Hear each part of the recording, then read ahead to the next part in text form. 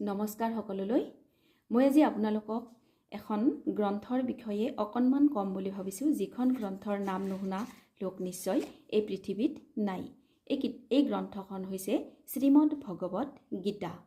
গীতা এখন আমাৰ হিন্দু ধৰ্মৰ বাবে আধ্যাত্মিক গ্ৰন্থ, কিন্তু ই আচলতে এখন দাৰ্শনিক গ্ৰন্থ।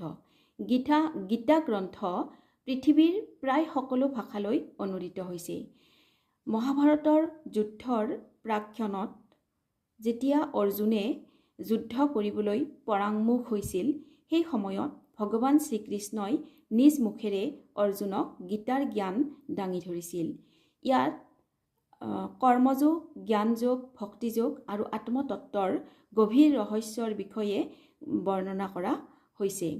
অৰ্জুনে যুদ্ধ কৰিবলৈ অমান্তি হোৱাত তেওঁৰ নিজৰ কৰ্তব্য কৰ্ম সম্পৰ্কেও ভগৱান শ্ৰীকৃষ্ণই ইয়াত বৰ্ণনা কৰিছে, যে মানুহে নিষ্ঠাৰে সৈতে নিজৰ কৰ্তব্য কৰ্ম কৰি যাব লাগে আৰু ফলৰ আশা কৰিব নালাগে। যদি আমি ভাল কাম কৰিছোঁ, ভাল ফল আহি আমাৰ সন্মুখত নিশ্চিতভাৱে উপস্থিত হ'ব আৰু সেয়া আমি এৰি দিব লাগে।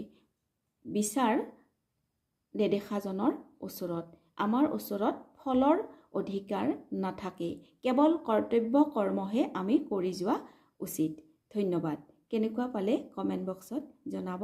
ফ'ল' মি ফৰ মোৰ সংস্কৃত উইজডম। Thank U.